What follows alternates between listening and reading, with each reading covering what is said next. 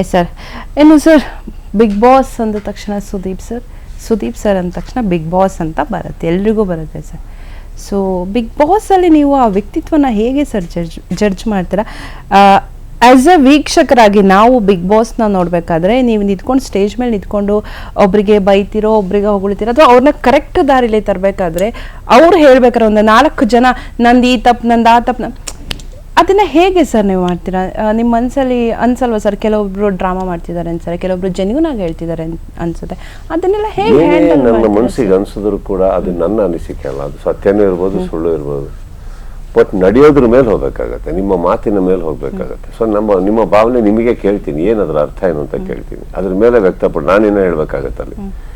ಅಲ್ಲಿ ಬಯಾಸ್ಟ್ ಆಗಿರೋಕ್ಕಾಗಲ್ಲ ಅಷ್ಟೇ. ಅದು ಬಿಟ್ಟರೆ ನಾವು ಕಣ್ಬಿಟ್ಟು ನೋಡಲೇಬೇಕಾಗತ್ತೆ, ನೋಡ್ತಾನೆ ಇರಬೇಕು. ಆ್ಯಂಡ್ ಪ್ರತಿ ಎಪಿಸೋಡ್ ನೋಡಿ ಏನು ನಡೆದಿದೆಯೋ ಅದನ್ನು ಬಹಳ ಒಂಥರ ಮೈಕ್ರೋಸ್ಕೋಪಿಕ್ ಝೂಮ್ ಹಾಕಿ ನೋಡಬೇಕಾಗತ್ತೆ ಸಮ್ಟೈಮ್ಸ್.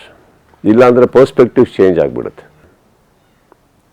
ಅದಕ್ಕೆ ಇಲ್ಲಿ ಬಿಗ್ ಬಾಸ್ ನಡಿಬೇಕಾದ್ರೆ ನಾನು ಜಾಸ್ತಿ ಯಾರ ಹತ್ರನೂ ಫೇವ್ರೇಟ್ಸ್ ಆಗಲ್ಲ, ಯಾರೊಟ್ಟೆ ಅಂದರೆ ಮಾತಾಡಲ್ಲ, ಯಾರೂ ನನ್ನ ಫೇವ್ರೇಟ್ಸ್ ಆಗಲ್ಲ. I have to do my job, so it takes a lot. Sir, ಈಗ ನಿಮಗೆ ನೀವು ಹೇಳಿದ್ರೆ ನನಗೆ ಯಾರು ಫೇವ್ರೇಟ್ ಇಲ್ಲ, ನಾನು ಯಾರು ಫೇವರ್ ಇಲ್ಲ ಅಂತ ಹೇಳ್ಬಿಟ್ಟು ಬಿಗ್ ಬಾಸ್ ಅಲ್ಲಿ, ಬಟ್ ಆದ್ರೂ ಬಿಗ್ ಬಾಸ್ ಸೀಸನ್ ಮುಗಿದ್ಮೇಲೆ ನಿಮಗೆ ಆದಂತಹ ಫೇವ್ರೇಟ್ ಕಂಟೆಸ್ಟೆಂಟ್ ಇವರು ಅಂತ ಕೆಲವ್ರ ವ್ಯಕ್ತಿತ್ವ ಇಷ್ಟ ಆಗಿರುತ್ತೆ, ಒಳ್ಳೆ ಆಟಗಾರ ಅಥವಾ ಒಳ್ಳೆ ಮನುಷ್ಯ, ಒಳ್ಳೆಯವನು ಅಂತ, ಹಂಗಂತ ಗೆಲ್ಲೇಬೇಕು ಅನ್ನೋದಲ್ಲ, ಅದು ಅವ್ರಿಗೆ ಬಿಟ್ಟಿದ್ದು. ಅದಾದ್ಮೇಲೆ ಕೆಲವರು ಪರಿಚಯದಲ್ಲಿ ಇರ್ತಾರೆ, ವೆರಿ ಗುಡ್ ಮ್ಯಾನ್, ಅವರು ಟ್ಯಾಲೆಂಟೆಡ್ ಇರ್ಬೋದು, ಇನ್ನೊಂದು ಯಾವುದೋ ಒಂದು ಕಾರಣಕ್ಕೆ ಇಷ್ಟ ಆಗ್ತಾರೆ. ಬಟ್ ಬಿಗ್ ಬಾಸ್ ನಡಿಬೇಕಾದ್ರೆ ನಾನು ಆ ಇಮೋಷನ್ಸ್ ಅಲ್ಲಿ ನೋಡೋದೇ ಇಲ್ಲ. ಎಲ್ಲರೂ ಸೇಮ್ ನಮಗೆ. ಒಂದು ಪ್ರಿನ್ಸಿಪಲ್ ತರ ಅಥವಾ ಒಂದು ಲೆಕ್ಚರ್ ತರ ಇರ್ತೀರಾ? ಇಲ್ಲ ಮ್ಯಾಮ್, ನಾನು ಹೋಸ್ಟ್ ತರ ಇರ್ತೀನಿ, ನನ್ನ ಕೆಲಸ ಅದು. ಪ್ರಿನ್ಸಿಪಲ್ ಲೆಕ್ಚರ್ ಅಂತ ಬಂದಾಗ ಅದು ಕೂಡ ಏನಾಗುತ್ತೆ, ಒಂದು